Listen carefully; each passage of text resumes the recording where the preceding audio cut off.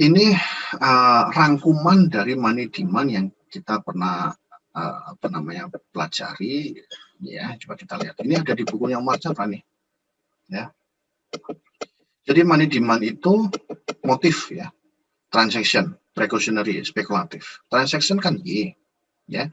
Precautionary itu adalah untuk berjaga-jaga, untuk accident, untuk misfortune, itu misalnya sedang kena musibah, gitu ya. Economic price fluctuation itu misalnya jaga-jaga kalau misalnya nanti ada inflasi, misalnya sebagainya, itu precautionary. Nah, spekulatif ini adalah yang untuk investasi. Investasi bisa di pasar komoditas, bisa di pasar saham, bisa di investasi di pasar keuangan. Ya, transaction ini menurut Umar Chapra, ya. Nah, ini agak beda nih ya. Kalau kita umumnya transaction ini pembahasannya adalah pada konsumsi saja. Need related good, luxurious. Ini kan kita dihadapkan pada banyak pilihan.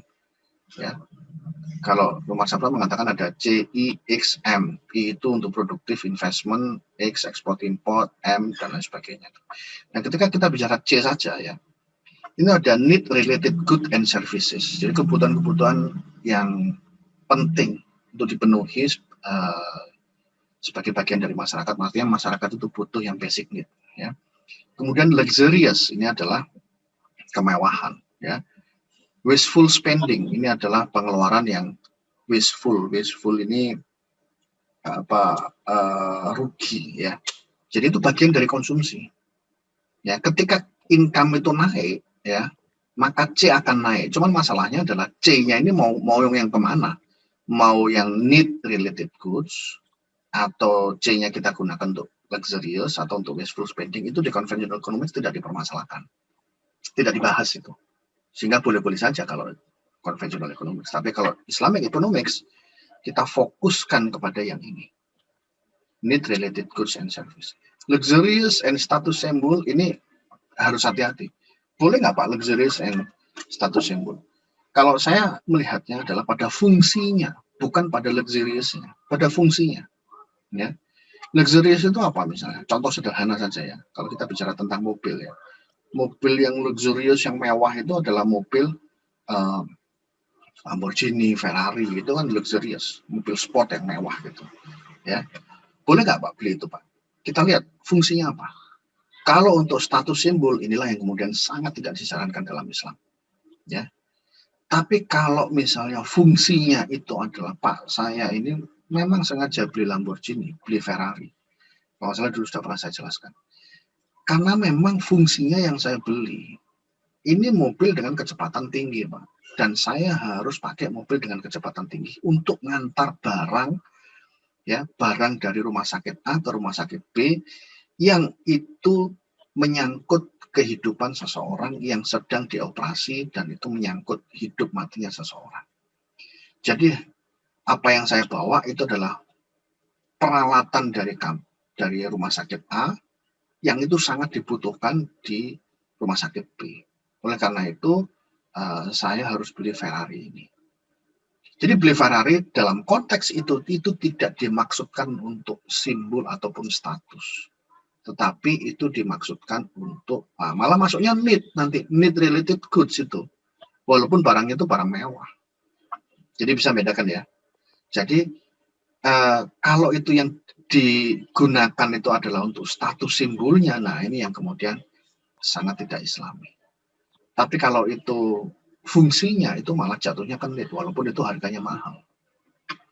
Nah, itu ya. Silakan kalau ada yang nanya. Oke, selanjutnya ya. Price mechanism nah ini kita bicara price mechanism nih. Ya, ini penting ya. Jadi si Umar Chapra tadi ya mengatakan bahwa ini ya, saya coba ulangi lagi ya. Ketika interest rate yang dipakai dalam Keynes sama Friedman dalam konteks money demand, ya, itu dalam Islamic money demand kan nggak ada. Jadi interest rate itu nggak ada. Ya, lalu apa yang kemudian menjadi pendorong untuk Islam ya dalam konteks Islamic economics itu ya, yang mendorong pada money demand? Nah, beliau mengatakan bahwa harus ada 3 hal yang penting dulu dalam supaya Islamic money demand itu kemudian bisa berjalan dengan lancar. Yang pertama itu adalah value institusinya seperti tadi, ya, perbankan dan sebagainya itu harus kemudian mengarah kepada penjagaan makosid dan sebagainya. Ini adalah fondasi supaya Islamic money demand itu bisa tercapai. Selain institusi tadi, apa? Nah, price mechanism yang harus di-set sedemikian rupa supaya nanti kaitannya dengan money demand. Price mechanism itu bagaimana? Begini ya, mekanisme harga. Kalau kita biarkan harga itu market yang kekuatan supply dan demand, ya, itu dalam beberapa hal, ya, akan bisa merugikan petani, akan bisa merugikan salah satu pihak, salah satunya adalah petani, ya. Kalau tidak ada intervensi, maka orang yang dirugikan nanti ya terus akan dirugikan, ya.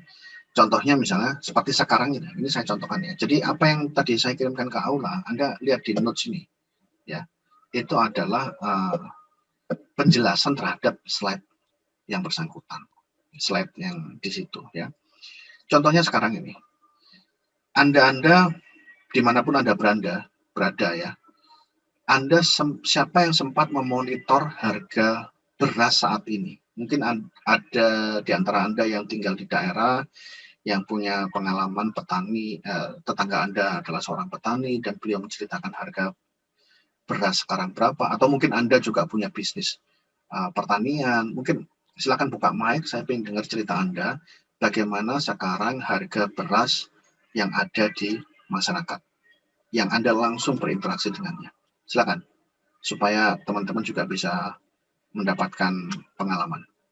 Ada nggak di antara Anda yang punya pengalaman, punya informasi bahwa harga beras sekarang ini seperti ini, Pak? Ini terjadi karena ini, Pak. Ini saudara saya sendiri atau orang tua saya sendiri, tetangga saya sendiri yang mengalami. Silakan Anda buka mic. Ada pengalaman seperti itu di Anda? Silakan buka mic dan ceritakan. Nggak usah malu-malu. Ini untuk bisa memberikan informasi tambahan bagi kawan-kawan di kelas ini.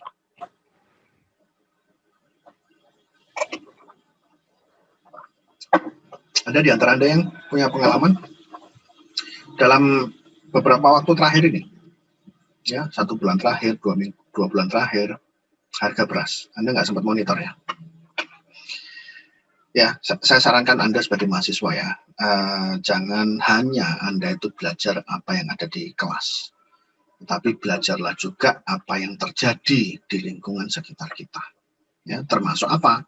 Termasuk ya masalah harga-harga sekarang ini. Kalau Anda tahu, ada yang mau jawab? Ya, oke, sekarang saya mau cerita nih. Ya. Kalau Anda tahu sekarang ini adalah panen raya. Ya. Ketika panen raya itu banyak sekali hasil panennya yang kemudian menyebar ke masyarakat, sehingga kalau kita bicara supply dan demand, ya, itu supply-nya bergerak sangat banyak sekali, kemudian harganya akan turun. Ya. Bahkan turunnya itu kemudian sampai harga pasarnya ya, ini P1, ini P2, harga pasarnya itu rendah sekali, yang melebihi yang lebih rendah daripada biayanya. Nah, berarti kan rugi petani. Harga pasarnya itu rendah sekali, yang kemudian sampai lebih rendah daripada biayanya. Nah, ini kalau kita pure price mechanism, itu nggak ada yang intervensi. Kalau nggak ada yang intervensi, siapa yang dirugikan? Ya petani. Nah, price mechanism itu kalau keadaan normal, ya itu dibiarkan saja, ya. Tapi kalau keadaan tidak normal seperti sekarang ini, itu harus ada intervensi, ya. Siapa yang intervensi? Yang intervensi itu adalah lembaga-lembaga yang mau, ya tentunya lembaga-lembaga ini yang kemudian harus orientasinya adalah Islami. Lembaga-lembaga ini yang mau membeli dari petani dengan harga normal di P1, bukan P2 yang murah itu. Jadi lembaga-lembaga yang mendatangi petani, Pak, beras Bapak saya beli, tapi saya beli tidak di harga pasar yang sedang jatuh. Saya beli di harga yang normal.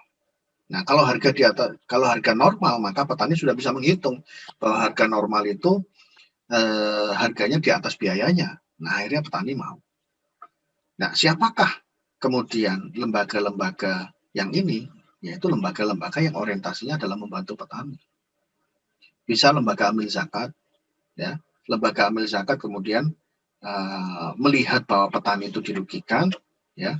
Terus kemudian menggunakan dana infak, dana zakatnya kalau memang itu fakir miskin gitu ya. Kemudian dibeli berasnya dengan harga normal. Nah, ini yang disebut dengan bagaimana kalau market forces dibiarkan begitu saja, itu petani nggak akan ada yang bantu nanti. Ya, petani nggak akan ada yang bantu. Ya. Maka ketika kemudian petani itu dirugikan, maka kita harus membantu petani. Apa kaitannya dengan money demand kalau gitu? Nah, kaitannya dengan money demand, kalau kita tahu bahwa petani itu dirugikan, LAS itu membantu untuk membeli petani dengan harga tinggi, dananya LAS itu dari mana? Dari kita kan, sebagai muzakir, sebagai munfik, sebagai orang yang bayar zakat, sebagai orang yang bayar sedekah.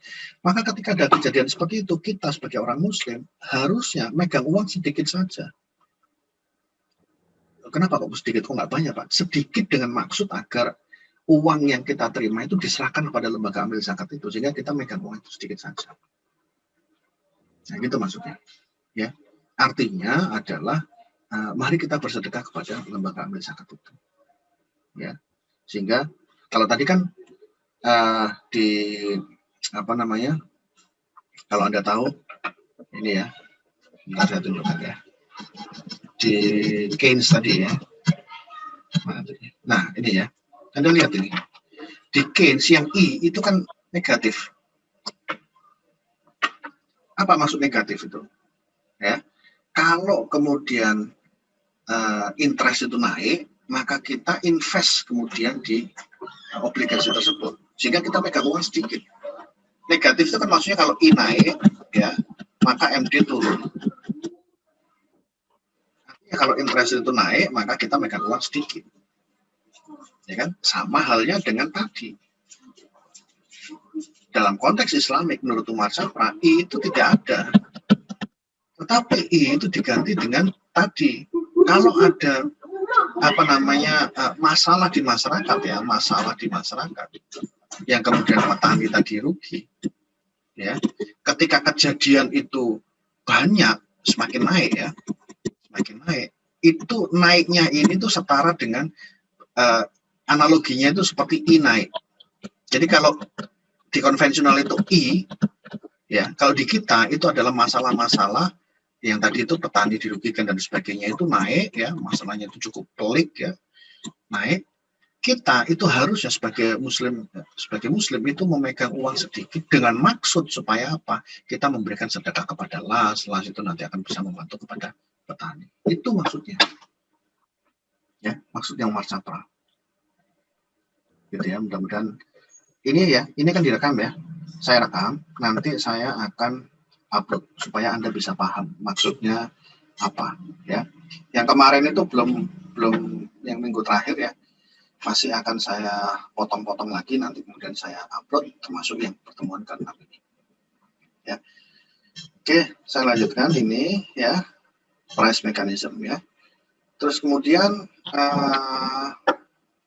PLS ya, ini sudah saya jelaskan ya. Even a poor but competent entrepreneur may thus qualify if he has worldwide project. Nah, ini ya, profit loss sharing tadi. Jadi MD ya, itu I negatif. Ya. Maksudnya kalau I naik, maka MD negatif. Nah, dalam Islamic Economics menurut Umar Syafra, bukan I, tetapi I ini diganti dengan PLS. Ya. Ketika ekspektasi PLS itu naik, ya, artinya apa? Artinya bahwa ada masyarakat, UMKM, entrepreneur, muslim, yang kemudian mereka bekerja dan sebagainya, yang membutuhkan dana, ya, maka seyogianya money demand kita, ya, money demand kita itu kita turunkan. Supaya apa? Kita alokasikan untuk membantu UMKM tersebut. Sehingga ketika PLS naik, ya, PLS naik itu artinya di situ ada entrepreneur yang butuh uang, di situ ada UMKM yang butuh uang, dan profitnya bagus. Itu membuat MD kita menjadi rendah. Ya, itu. Oke, lanjut. Idle cash, ya, tadi sudah saya jelaskan. Ya, conspicuous consumption, ya, conspicuous consumption itu konsumsi yang kemudian mengkonsumsi barang-barang yang tidak terlalu penting, ya, gitu ya. Yang kita fokuskan adalah need-based consumption and productive investment tend to be more stable than conspicuous consumption and speculative investment. Ya, itu yang kita fokuskan. Ya. Kemudian, nah, equity-based financial intermediation, ini apa maksudnya equity? Equity itu adalah, ya, berbasis equity. Di sini itu adalah ada profit loss sharing. Berbasis pada debt itu adalah berbasis pada hutang. Nah, ini ada yang ini berbeda, ya. Kalau Anda beli saham, ya, Anda beli saham itu Anda akan mendekat ke sini. Ini saham, karena saham itu adalah ekuitas, modal. Ya, saham itu mendekati ekuitas, PLS. Artinya apa? Ketika saham dari perusahaan, ya, Anda itu perusahaannya performanya bagus, keuntungannya bagus, maka Anda juga akan diuntungkan dapat dividen. Ya, kalau memang perusahaannya berniat membagi dividen, Anda akan dapat dividen. Berapakah yang Anda dapat? Ya, sesuai dengan proporsi saham yang Anda miliki. Berapa persen Anda punya saham di perusahaan tersebut? Berapa banyak? Berapa lembar? Ya. Tapi kalau misalnya perusahaannya lagi turun, performanya nggak bagus, ya mungkin Anda tidak dapat dividen. Atau bahkan nilai sahamnya Anda akan turun. Ya, itu saham. Lalu kalau debt ini adalah hutang, ya, obligasi, bonds. Itu kalau Anda seperti investor tadi itu, investor mana tadi saya ada gambarnya, ya. Investor tadi yang ini. Nah, ini ya, investor B tadi yang mempunyai obligasi dari firm A, ya, itu tidak bisa investor B mengatakan bahwa saya punya sahamnya dari perusahaan A. Nggak bisa. Yang dia pegang itu adalah obligasi yang dikeluarkan oleh firm A. Surat hutang. Jadi, investor B itu hanya bisa mengatakan begini. Surat obligasi, surat hutang yang saya pegang ini, itu menunjukkan bahwa saya memberikan hutang kepada perusahaan A. Nggak bisa kemudian mengatakan, investor B itu mengatakan, saya punya perusahaan A. Nggak bisa. Kecuali kalau investor B itu punya sahamnya firm A, baru dia bisa mengatakan bahwa saya punya kepemilikan di perusahaan A, itu bisa. Tapi kalau bonds itu cuma surat utang. Ya, saya membiayai perusahaan A, nah itu surat utang. Ya, jadi begitu. Ya. Makanya kemudian kalau kita bicara equity, ya, equity itu berarti kita bicara modal. Ya, kita bicara profit loss sharing, yaitu saham. Ketika Anda punya saham, gitu ya, maka Anda bicara equity. Tapi kalau bonds itu bicara hutang. Kalau suku, Pak, posisinya di mana? Nah, suku itu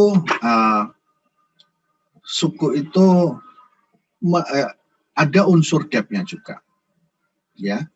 Sebenarnya lebih mendekat ke debt, tapi bedanya adalah kalau debt kan hutang, ya. Kalau hutang itu kan kontraknya adalah pinjaman, sedangkan suku itu tidak kontrak pinjaman. Suku itu bukan kontrak pinjaman, tapi ya kontraknya macam-macam. Ada kontrak bagi hasil pun ada. Jadi ini. Jadi suku mudharabah itu ada. Berarti kan profit loss sharing. Tapi suku beda sama equity ini, walaupun ada unsur equity-nya juga ya, karena profit loss sharing. Tetapi kalau suku itu dia tidak mempunyai kepemilikan dari perusahaan tersebut. Ya, misalnya perusahaan itu mengeluarkan suku itu, ya, maka suku itu ada durasinya. Kalau saham kan nggak ada durasinya. Kalau suku itu ada durasinya. Ya. Tapi suku juga bukan debt.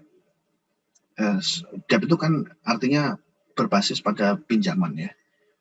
Nah, kalau suku itu basisnya bukan pinjaman. Nah, ini lebih jelas lagi nanti ada di mata kuliah keuangan. Ya. Itu nanti akan dibahas apa beda suku, saham, bonds, dan sebagainya. Ini hanya sekedar ini aja. Oke. Ini 2 slide terakhir saya. Ya. Jadi kesimpulannya, demand for money menurut Umar Chapra, ini ada di jurnal ini ya, Monetary Management ya. Ini saya sudah upload di Aula ya.